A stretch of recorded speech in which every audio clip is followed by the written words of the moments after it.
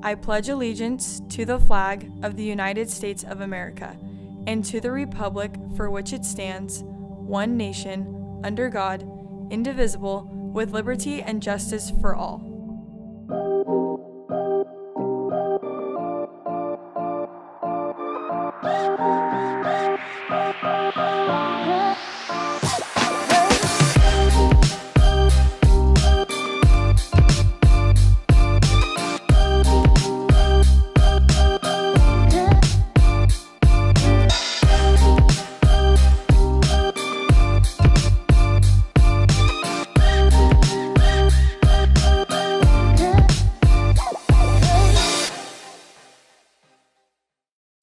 What's up, Grizzlies? Today is February 28th, and this is your Wednesday Bulletin. I'm Sydney Page. And I'm Malia Zabalas. We've got a few announcements to cover today, so let's get started.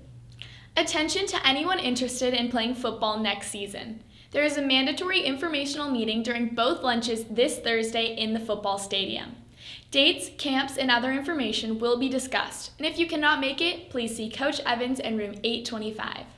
The Gold Ribbon Childhood Cancer Club is hosting St. Baldrick's again this year on Friday, March 9th during one lunch. This annual event is when students and teachers shave their heads to raise awareness and money for childhood cancer research. To sign up to be a shavee or to volunteer, go to stbaldricks.org/events/GBHS 2018. Please contact the Gold Ribbon Childhood Cancer Club if you have any questions. Now, let's hand it over to our ASB president to see what they have to say about some upcoming events. What's up, Grizzlies? Let's get started on some announcements. We have another week to raise money for the Leukemia and Lymphoma Society. Please donate in your second period classes and during the various Pennies for Patients activities so we can reach our goal of $2,000. Have you ever wanted to make a difference but didn't know where to start? Do you enjoy serving others and creating lasting memories with your friends? If so, apply for student government. Applications are available in room 507 and the front office. If you would like to run for an appointed position, intent to run forms are due March 14th. Applications are due March 23rd. Next week is Think Before You Post Week. Technology and social media affects each and every one of us in many ways. We will have different videos shown next Monday, Wednesday, and Friday dedicated to the effects of social media and thinking before posting. There will also be daily challenges for every staff member and student to participate in. We look forward to an amazing week. That's all for today, Grizzlies. Have a great day, Granite Bay. Thanks, Alyssa. Just a reminder that the Seal of Biliteracy application deadline is March 16th, 2018. The application is available on the GBHS homepage under Grizzly News. Seniors, tickets for Sober Grad Night will be available for purchase at both lunches today. Get them while you still can. Also, if you have questions, need help, need applications or advice on the local scholarship program or any other scholarships, please stop by the College and Career Center. We have resources available for you. Workshops to help with preparing for both the SAT and the ACT will be offered during the spring term both on and off of campus. Registration is available now. For more information, go to the GBHS homepage, choose College and Career Center from the quick links, and click on SAT ACT Prep. Now, let's take a look at Chance's story. This story was produced by Cameron Jones, Ian Mackey, JJ Hill, and Ryan McKean. In mid-October, I was diagnosed with a B-cell lymphoma, and I've been managing treatment since then. Well, to get diagnosed, they take tissue samples and examine it and determine the specific type of cancer. And then from there, doing a bunch of stuff that's kind of beyond my knowledge, they determine your treatment plan. And they start with one treatment plan, they see how you're going through that part, and then they kind of keep modifying it as you go. I'd like to say I'm doing pretty strong. I think it's been going fine. I know I've heard stories of people who have struggled a lot more than I have through this process. I know it's been more difficult. And I know it'd be more difficult, say, if I was an adult and doing work or if I was still doing school. On Sunday, I was discharged from the hospital at the end of my 6th cycle. So I have 2 more cycles to go. Pennies for Patients is a foundation where organizations like schools especially can, put around boxes everywhere where you just put in spare change whenever you can. And what they do is they fund research specifically for blood cancers, and blood cancers includes things like leukemia, which many of you probably have heard of, and then lymphoma, which is the condition, of course, which I have. And luckily, thanks to the past 20 years of scientific development, treatment for things such as this have become so much easier and so much better. I said before that, I started with 4 cycles and they said I had to do 4 more. In the past, given how I was at the end of 4, they said in the past I would have been doing 8, and you go back even further, the condition may not have been treatable. So.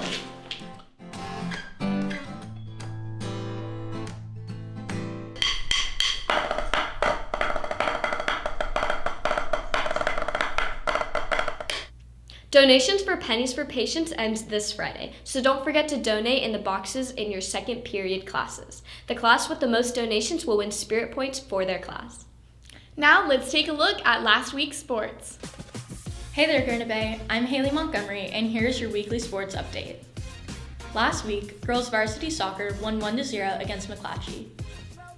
Also, girls varsity soccer won against St. Francis, ending the game with Grizzlies 1-0. Great job, girls. Our girls varsity basketball played Bear Creek, ending with the final score of GB 30, Bear Creek 71. Boys varsity lacrosse beat Foothill last Friday with the final score of 10-6. Way to go, boys. Our girls varsity lacrosse played San Ramon Valley, ending with the final score of San Ramon 7, GB 4. JV boys volleyball played Placer and ended with Placer 3, Granite Bay 1. Also against Placer, our boys varsity volleyball won 3-0. Good win, guys. Swim has a home meet on March 2nd at 3:30. Girls softball also plays at Christian Brothers on the 2nd at 3:30, so make sure to be there. That's all the sports we have for you today. Back to you, Sydney and Malia. Thanks, Haley. We'd also like to wish a happy birthday to these Grizzlies.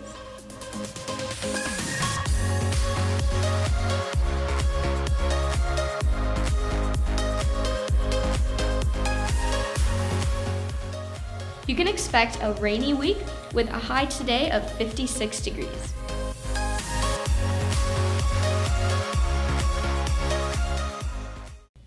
If you'll be attending Folsom Lake College and would like to apply for a scholarship, please come to the College and Career Center or go to the GBHS webpage and visit the College and Career Center page for more information.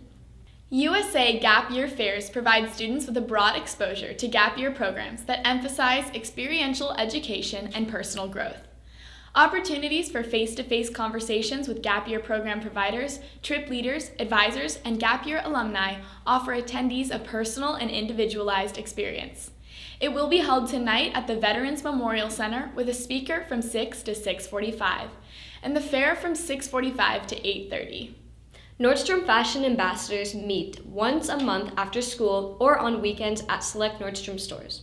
If you are a junior or a senior in high school and are interested in learning more about the fashion and retail industry, we encourage you to apply. Applications are due today. Check the College and Career Center for more information.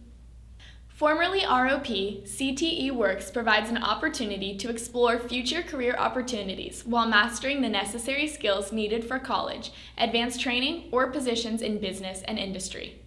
Classroom instruction by industry-experienced instructors and supervised hands-on training in a laboratory setting or training sites combines academic knowledge with new technical skills to increase career and college readiness. See your counselor or go to the College and Career Center for more information. Last week, we asked students if you could go anywhere in the world, where would you go and why? Let's see what they had to say.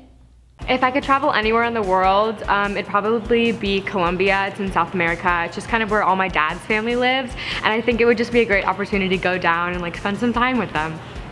If anywhere in the world I would go to is New York, because it's a big city and there's a lot of people there. If I could go anywhere in the world, I'd go to Oregon to see the trees. If I could visit anywhere, it'd be Hawaii, because I've always wanted to go and because I like beaches. If I could go anywhere in the world, I'd probably just go anywhere that has an airport because I like planes. On Twitter, we asked you guys, what is your favorite GB trend? You guys voted Hydro Flask at 38%. To participate in next week's poll, make sure to check us out on social media at GBHS Film Media. Today's People of GBHS highlight is Carly Wallace.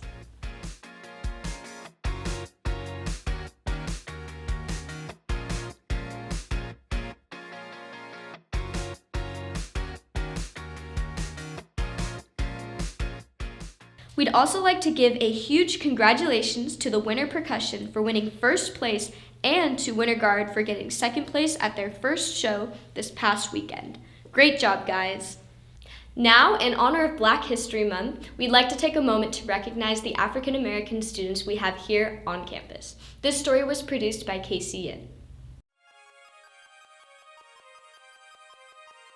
Being Black is beautiful and powerful to me because I think it's important to understand where you came from and your culture. I think that being Black is beautiful and powerful because in a way it's a movement within itself that stays united through praise and struggle. So being Black is beautiful because we have a history of being discriminated. I think that every skin color is beautiful and we're all unique in our own way. Black History Month to me is really important because it creates a forum where Black people's achievements can be known. Hopefully we get to a place in America, in American society, where we don't need Black History Month. Because I feel like the reason why we do is because we don't feel as recognized as other people's achievements. But hopefully we do get to that point so we don't need it anymore. It's important to me because you want to know where you came from, just to see what all of the prior African Americans have done for our country. Have a whole month contributed to your race it's nice. I think Black History Month is important to me because it's a month that we get to celebrate Black culture and history and heritage, and we don't get that very often. The best way to address racism and stereotype is to stand your ground because when you let it happen, it's never going to stop. I think the best way to address racism and stereotypes is first, not feeding into it. If you feed into it, then that could potentially escalate something, or it would just make it worse and you prove them right. And then the second way I think you can address it is by educating those people because they're ignorant and they don't understand probably what they're talking about. So the first thing I try to do is attack you or do something like that. So that's how I would address it. Well, that's all we have for you today, Grizzlies. Until next time, I'm Malia Zabalos. And I'm Sydney Page. Have a great day, Greenway. And go Grizzlies.